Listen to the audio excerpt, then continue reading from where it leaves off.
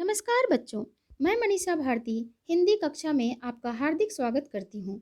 आज हमारे वीडियो का विषय है महादेवी वर्मा जी द्वारा रचित एक मार्मिक कहानी गौरा। सबसे पहले हम महादेवी वर्मा जी का संक्षिप्त परिचय जानेंगे। महादेवी वर्मा जी हिंदी की सर्वाधिक प्रतिभावान कवित्रियों में से थी।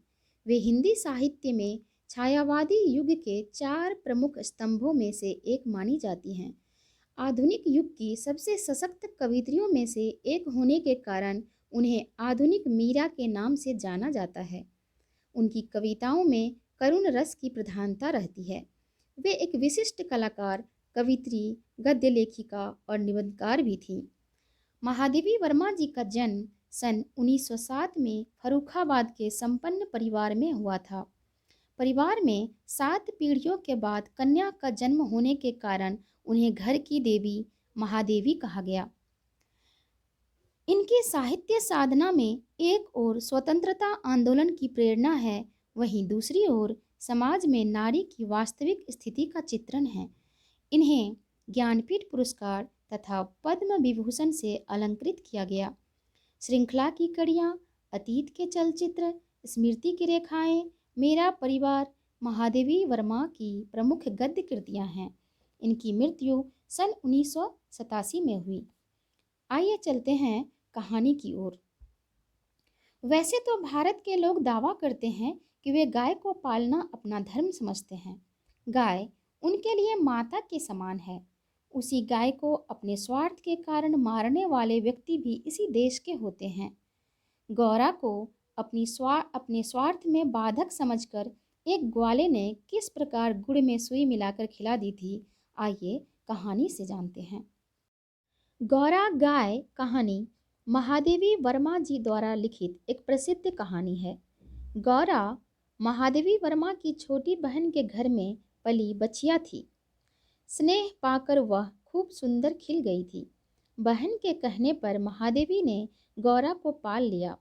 गौरा की देह इतनी उजली थी कि लगता था किसी ने उसके रोमों पर अभ्रक का चूर्ण मल दिया हो, जिससे विशेष चमक झिलमिलाती थी।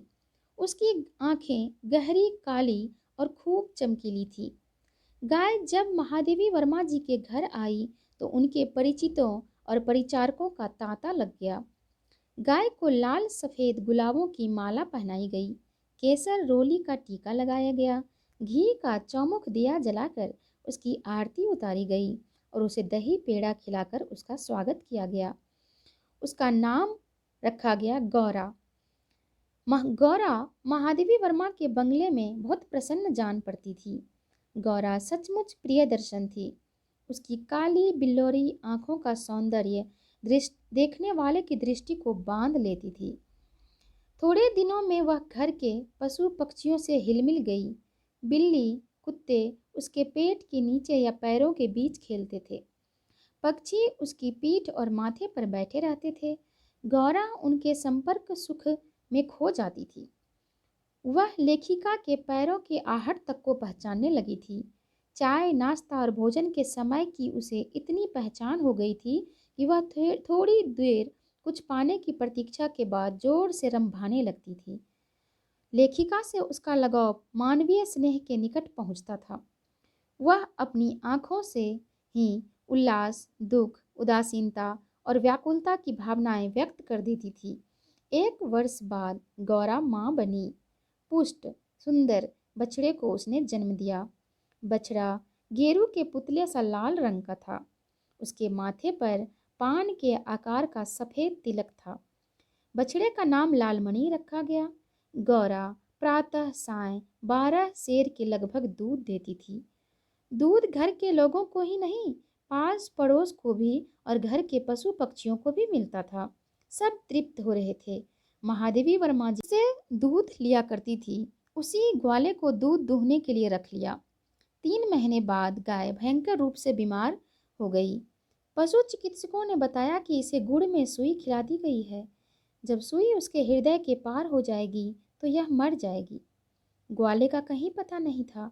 मृत्यु से घोर संघर्ष करती हुई, हर प्रकार के उपचार से ठीक न होने पर एक दिन गौरा चल बसी।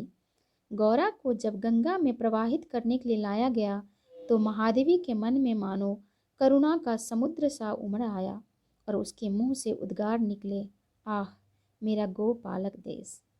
धन्यवाद।